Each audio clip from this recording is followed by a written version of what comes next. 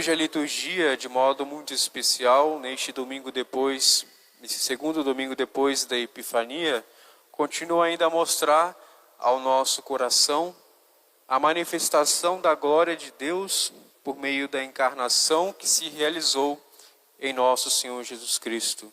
Essa passagem do Santo Evangelho é para nós muito conhecida e vamos, deste modo, poder refletir um pouco sobre ela a respeito de dois temas muito específicos.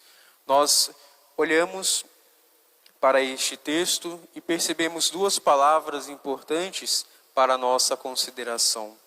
A primeira palavra é a respeito da mulher e a segunda palavra é sobre a hora a qual Jesus se refere.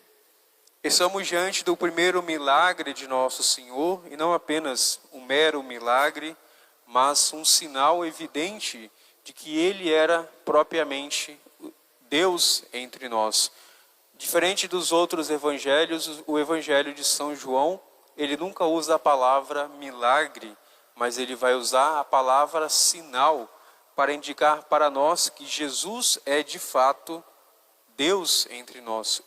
Os outros três evangelhos, segundo São Lucas, segundo São Mateus e São Marcos, eles nos narram dados específicos e históricos a respeito da vida de nosso Senhor. Mas São João, além, é claro, de uma verdade histórica, de um fato que realmente aconteceu, ele vai tratar o seu texto de uma forma um pouco mais simbólica e também espiritual.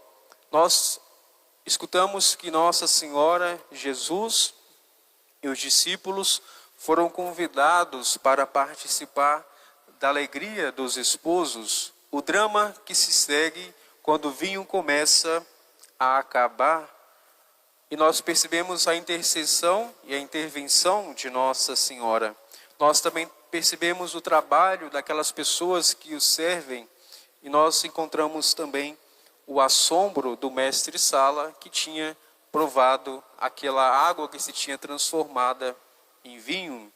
E São João nos mostra como foi o primeiro dos sinais com o qual Cristo manifestou a sua glória entre nós. Nós percebemos que tudo aquilo que São João no seu evangelho se refere a nosso Senhor, ele já tinha em mente que ele era o Verbo eterno de Deus que habitou entre nós e que de fato por sua morte, paixão e ressurreição, ele era de fato o verdadeiro e único Deus que se encarnou na história. Tal momento da morte de nosso Senhor, e nós podemos somente compreender quando Jesus fala da sua hora, quando nós olhamos para a luz da sua paixão, morte e também ressurreição. Nas bodas de Caná, Cristo começou a contagem regressiva para a sua hora, para aquilo que ele veio realizar aqui neste mundo, que seria também a hora de sua Santíssima Mãe. O povo judeu, nós vamos nos contextualizar dentro deste texto, para nós a festa de casamento nos nossos dias é somente um dia, o qual tem ali a cerimônia religiosa e se segue a festa.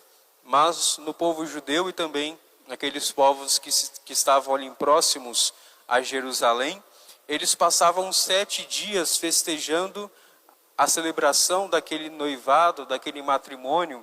Então eles passavam 7 dias, aquelas pessoas, é claro, que eram mais ricas, passavam 7 dias festejando, vinha o noivo, a noiva, os familiares, os amigos de longe, para poder festejar e se alegrar com eles. E somente depois destes 7 dias que acontecia propriamente dito a cerimônia do matrimônio.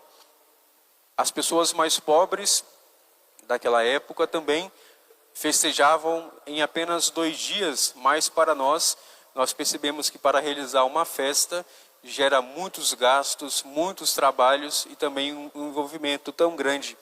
E por isso que é para nós estranho quando nós escutamos que quando se fala a respeito da falta do vinho, para nós seria algo meramente ocasional. Se o vinho acabou, a festa deve continuar normalmente. Mas para aquele povo, a falta de vinho era uma falta também de consideração em relação àquelas outras pessoas. E também nós olhamos para essa festa e percebemos a grande quantidade de vinho que estava ali sendo oferecida aos convidados. Eram 6 talhas de água que Nosso Senhor vai transformar em vinho, que geralmente cada uma tinha 100 litros, então Nosso Senhor transformou 600 litros de água em vinho. Eles já tinham bebido bastante, então Nosso Senhor, ainda de modo mais abundante, vai realizar este milagre. A celebração, como eu disse, podia durar até uma semana. Se a família e os amigos tivessem vindo de longe para a ocasião, a duração da festa teria que compensar o cansaço da viagem. Então era uma preparação tão grande para celebrar aquele matrimônio. São João fala de um casamento que se realizou em Caná da Galileia, situada a poucos quilômetros da cidade de Nosso Senhor, da cidade de Nazaré. Menciona Nossa Senhora e também Jesus e seus discípulos entre os convidados. As bodas devem ter sido realizadas como muitas outras da sua época. O cortejo nupcial faz sua entrada em Caná com a esposa coroada de flores e rodeada por suas amigas com lâmpadas nas mãos. O esposo e seus amigos trouxeram na casa dos seus pais e o banquete acabava de começar. Como se trata do dia mais importante de suas vidas, os novos esposos previram comida em abundância e de repente, porém, alguém percebe um problema. O vinho está começando a escassear. Nós olhamos de modo também tão curioso que Jesus, Nossa Senhora e os discípulos eram meros convidados. O Evangelho nem cita que eles eram parentes, mas deviam ser amigos e conhecidos daquela família. E de modo tão curioso, somente Nossa Senhora, que não tinha nada a ver com a história, ela percebe de modo muito delicado que o vinho tinha acabado. Então nós percebemos neste Evangelho também a poderosa intercessão de Nossa Senhora, que além de olhar naquela situação específica da falta de vinho, ela também olha para as nossas vidas. Nós não sabemos, na maior parte da nossa vida, aquilo que nós mais precisamos de fato, aquilo que nós necessitamos, sobretudo quando nós pedimos na oração. Mas quando nós nos entregamos nas mãos de Maria Santíssima, ela, como uma boa mãe, cuida de cada um de nós. Quando nós oferecemos alguma coisa a alguma criança, ela não sabe muito bem, por exemplo, se a gente oferece dinheiro para uma criança, ela não vai saber fazer um bom uso daquele bem. Nós também somos assim, ainda mais quando nós pedimos algo em relação a Deus, nós estamos muitas das vezes não entendendo que aquilo pode ser bom ou mal para nós, mas nós insistimos e pedimos a Deus. Mas quando nós nos abandonamos nas mãos de Deus, Ele também, que é o nosso Pai, Ele cuida de cada um de nós e nos oferece a melhor parte. O problema, portanto, caríssimos irmãos, não era pequeno. Continuar a celebração apenas com água teria sido uma tragédia e afetaria, sem dúvida, a reputação dos noivos e de sua família. Não sabemos, no entanto, se os convidados já tinham percebido a escassez do vinho. O Evangelho sublinha que só Nossa Senhora percebeu e provavelmente graças a seu olhar materno, nós olhamos deste modo, com essa falta de vinho, Nossa Senhora vai dizer a Nosso Senhor, falta o vinho, ou seja, o vinho acabou, e de modo tão curioso, nós olhamos para as palavras de Jesus, que até um pouco nos assustam, quando ele diz aquelas palavras para Nossa Senhora, mas quando ele chama Nossa Senhora de mulher, Nosso Senhor, e aqui São João, de um modo muito simbólico, ele faz referência à palavra mulher, em primeiro lugar, aquela passagem do Gênesis, o qual o próprio Deus disse que ele colocaria inimizade entre a mulher e o demônio e a sua descendência. Nós percebemos também a palavra mulher no livro do Apocalipse, quando o próprio São João vai nos relatar que um grande sinal apareceu no céu, uma mulher revestida com uma coroa sobre a sua cabeça e a lua debaixo dos seus pés. Então, sempre a palavra mulher se refere na Sagrada Escritura, seja a Nossa Senhora, de modo tão próprio, mas também a Igreja.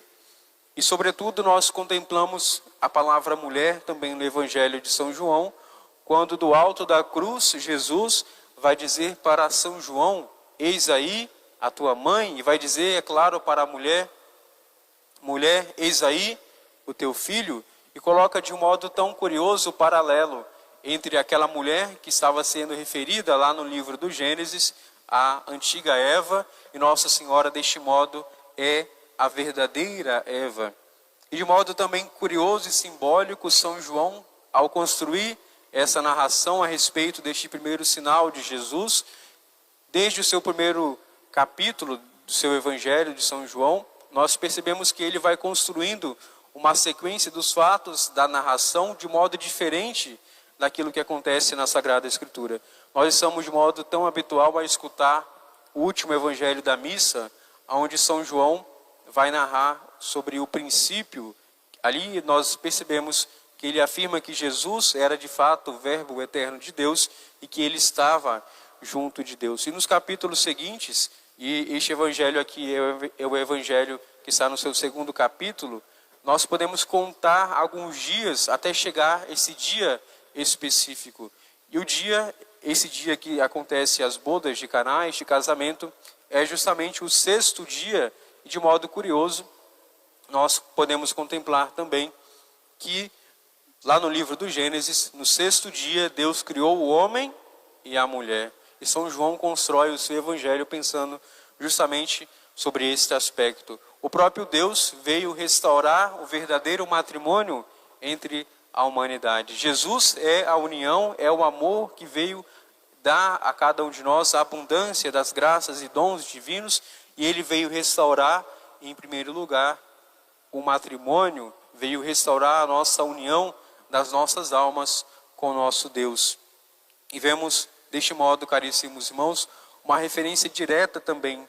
Se nós citamos a referência direta à Nossa Senhora, aquela que foi chamada de mulher, nós percebemos também a referência direta à hora que Jesus disse a Nossa Senhora: a minha hora ainda não chegou. Em todo o Evangelho de São João, quando Jesus fala sobre a sua hora, é justamente sobre o seu momento da sua paixão. Então ele estava como que dizendo a Nossa Senhora: é justamente isso que a Senhora quer, que comece o caminho da minha hora definitiva, ou seja, o caminho a qual eu vim aqui a este mundo realizar para os homens. E é justamente isso que Nosso Senhor significou utilizando essas palavras. A hora que ele se refere é justamente o momento da sua paixão. E também nós podemos ressaltar de modo muito importante que as últimas palavras que Nossa Senhora proferiu na Sagrada Escritura é justamente fazer a vontade de Deus em nossa vida. Fazei tudo o que Ele vos disser. Nossa Senhora, é claro, vai aparecer depois no Evangelho, sobretudo na vida pública já de Jesus e também no momento da sua paixão, mas ela não vai dizer mais nada. Essas foram as suas últimas palavras, e devem ser essas palavras que nós também devemos gravar em nosso coração. Fazer tudo o que Deus quer de nós, ou seja, tudo aquilo que Jesus pede de cada um de nós. Devemos fazer da nossa vida uma perfeita obediência, assim como foi também na vida de Nossa Senhora. Possamos assim, caríssimos irmãos, pedir que este vinho de alegria que Cristo veio trazer ao mundo por meio da sua paixão, morte e ressurreição, essa hora tão amada para cada um de nós e que Ele desejou se unir aos nossos corações, nós possamos, sobretudo, durante a Santa Missa, pedir que essa alegria, essa fé viva que Ele veio trazer aos nossos corações, possa se acender cada vez mais. Louvado seja nosso Senhor Jesus Cristo. Para sempre seja louvado.